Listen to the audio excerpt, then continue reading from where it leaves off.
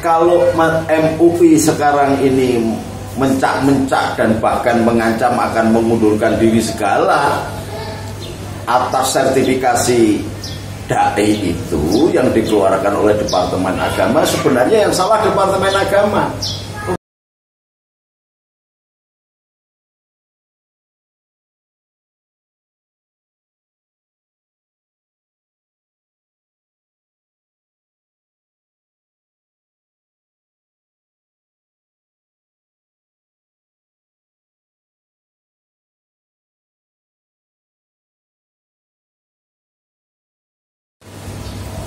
Assalamualaikum Bapak. Waalaikumsalam warahmatullahi wabarakatuh. Apa kabar Pak? Selamat pagi. Alhamdulillah. Om Swastiastu. Ya. Namo Buddhaya. Selamat pagi. Salam sejahtera bagi kita semua. Ini Pak, tentang gonjang-ganjing sertifikasi yang dikeluarkan oleh Depak yang ditanggap oleh MUI yang tidak setuju, menurut Abang bagaimana? Nah, ini perlu dijelentrehkan dulu. Selama ini lembaga-lembaga agama atau yang mengatasnamakan lembaga agama atau ormas atau lembaga silaturahmi agama ini kan confused, tidak jelas strukturnya bagaimana. Nah, kalau Departemen Agama mengeluarkan sertifikasi itu dasarnya dengan ruh Orde Baru yang dulu bernama SIM atau surat izin mengaji, saya tidak setuju. Tetapi kalau rohnya adalah untuk mengatur agar orang-orang yang tidak berkualifikasi benar tentang agama tidak sembarangan mengeluarkan pendapat, itu saya setuju. Maka syaratnya Departemen Agama harus memberikan secara otomatis kepada kiai-kiai pesantren, karena kiai-kiai pesantren yang di bawah NU ini jumlahnya puluhan juta loh. Jadi tidak hanya tukang dakwah yang tidak berkelas yang sekarang bermunculan di TV-TV gitu loh ya. Nah, kalau itu dasarnya supaya apa? Supaya lembaga yang di bawah Nahdlatul Ulama dan Muhammadiyah ini mendapatkan porsi yang pas di dalam tabligh dan dalam fatona, agar santri-santrinya melakukan fatona atau penggalian ilmu agama yang sanadnya benar, oke. Tetapi kalau MUI sekarang ini mencak-mencak dan bahkan mengancam akan mengundurkan diri segala atas sertifikasi DAI itu yang dikeluarkan oleh Departemen Agama, sebenarnya yang salah Departemen Agama. Oh gitu Pak? Iya salah. Karena apa? Amanat Undang-Undang Dasar 45, amanat Pancasila pada ketuhanan yang Maha Esa, dulu rohnya diperjuangkan oleh Hadratul Syekh Hasyim Asy'ari, kemudian menampilkan Kiai Wahid Hasyim itu agar Departemen Agama inilah yang menjabarkan dan mengaplikasikan roh ketuhanan yang Maha Esa dan Undang-Undang Dasar 45 sebagai negara yang diatur secara republik tetapi tetap menghormati agama. Jadi bukan negara teokrasi tetapi rakyatnya beragama, tetapi pemerintahannya diatur secara modern dengan ala republik. Dengan demikian pasti bahwa yang mengeluarkan anggaran gaji dari rakyat kemudian dikelola oleh APBN negara atau negara itu melalui Depak. Kalau sampai kemudian MUI yang digaji oleh Depak kok tidak setuju, ini kesalahan Depak. Ini pasti ada yang salah dari awalnya prematur. Jadi kalau kita mau masuk ke MUI itu harus ada rekomendasi dari Depak. Harusnya yang mendapatkan hak untuk menentukan hukum fikih, kalau zaman dulu, zaman Bung Karno disebut Waliul Amri, Sauki, Doruri Bisauki, Doruri Bisauki, Bisaukoh, maka sekarang Depak yang berhak. Maka Depaklah yang berhak mengeluarkan fatwa. Depak harus melakukan rekrutmen terhadap ulama-ulama ahli tafsir, ulama-ulama fikih, ulama-ulama ahli hadis, ulama-ulama ahli tasawuf untuk mengeluarkan sebuah fatwa yang dikeluarkan sesuai dengan kebutuhan bangsa dan rakyat Indonesia. Bukan MUI. Artinya MUI harus di bawah Depak. Bukan kayak sekarang ini MUI seolah-olah menjadi lembaga super body yang bisa mendikte Depak, bisa mendikte ormas sebesar NU. Kalau Kang Said ngomong saya tidak urusan dengan MUI, saya tidak mau menarik ucapan saya, ya bener lah.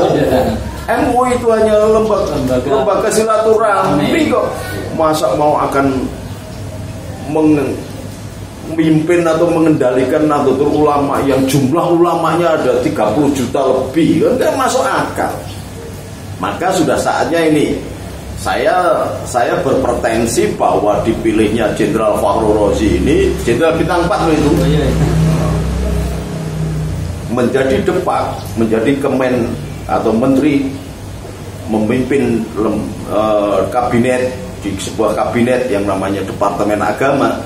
Maksudnya Jokowi itu supaya mulai dengan ketegasannya mengatur ormas-ormas yang tidak benar ini supaya tetap tunduk di dalam koridor berkehidupan beragama sesuai dengan Pancasila dan Undang-Undang Dasar 45. Artinya berketuhanan tetapi berpersatuan Indonesia. Jadi tidak boleh karena Islam terlalu banyak kemudian mendominasi agama-agama yang lain dan bikin kerusuhan. Nggak boleh. Jadi sertifikasi itu sebenarnya untuk semua agama itu ya? Nah, sertifikasi itu tidak hanya dai-dai, tetapi pemuka-pemuka agama yang bertugas melakukan tabligh. Tabligh itu apa? Menyampaikan syiar agama masing-masing dengan dijiwai oleh Pancasila. Artinya harus dengan kerukunan, harus mengingat persatuan Indonesia, harus mengenang kemanusiaan. Jadi agama boleh disiarkan, tetapi tidak boleh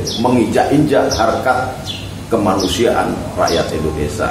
Maka sekali lagi Mas Fahru Razi tidak boleh berpangku tangan. Saat ini sudah harus mulai ditegakkan, dan saya yakin seorang Jenderal Bintang 4 itu tidak sembarangan meniti mulai pangkat dari perwira pertama sampai menjadi jenderal itu.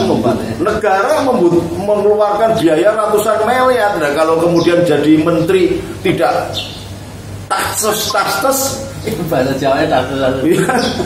Bangsa ini rugi dengan menempatkan Mas Fahru Razi sebagai Menteri Agama.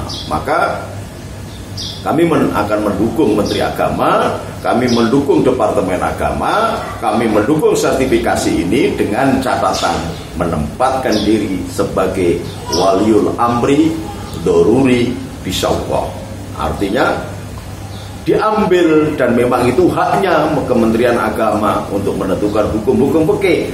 Kalau menentukan puasa Menteri Agama, dan bisa kok merekrut ahli-ahli falak, kemudian menentukan ru'yah atau hilal, menentukan lebaran Menteri Agama. Nah, sekarang harus melangkah lebih lagi karena ini sudah zaman reformasi, bukan zaman Orde Baru. Menteri Agama merupakan pencerminan dari sila pertama ketuhanan Yang Maha Esa yang membawahi sila-sila yang lain. Kalau ini terjadi, maka tidak ada lagi yang celometan. Sehingga kalau MUI ngomong sembarangan, yang malu sebenarnya harusnya Departemen Agama. Masa MUI isinya orang-orang yang tidak ngerti agama, tapi seolah-olah ngerti agama, seolah-olah jagoan agama. Kan lupa ngerti juga. Yang tasrifan aja nggak hafal kemudian jadi sekjennya MUI. Ini sebenarnya makhluk apa kan nggak jelas. Nah ternyata betul dari kelahirannya aja sudah tidak jelas. Ini Departemen Agama ini induknya apa anaknya, kok MUI kemudian berani overlap, tidak setuju dengan yang ngempanin dia loh, ngempanin Departemen Agama, kemudian menentang Departemen Agama. Ini maunya, ini makhluk apa MUI ini? Dan lalu Departemen Agama ini bisa apa enggak? Kalau orang umum, orang swasta saya enggak menuntut, ini jenderal. Maka saya berharap Mas Fahru Razi yang Jenderal Bintang 4 loh, kecuali KNU itu Jenderal Bintang 9 beda ya toh. Maka saya mohon deh Mas Fahru mulai tegakkan harkat martabat Departemen Agama sehingga seluruh lapisan rakyat Indonesia bisa merasa tentram, damai, melaksanakan keimanannya sesuai agama masing-masing dan dilindungi. Dan ini Departemen Agama yang harusnya mengambil alih, bukan polisi, bukan tentara, bukan presiden. Dan tidak perlu lagi Mas Jokowi terus memerintahkan menteri, jangan, langsung sebagai seorang berbintang 4. Saya yakin sebenarnya sampean sendiri nyalon presiden aja pantas, jadi tidak perlu diperintah presiden. Ilaliko, selamat berbahagia seluruh bangsa Indonesia. Kita bersabar dalam COVID-19 ini, insya Allah ada jalan keluar.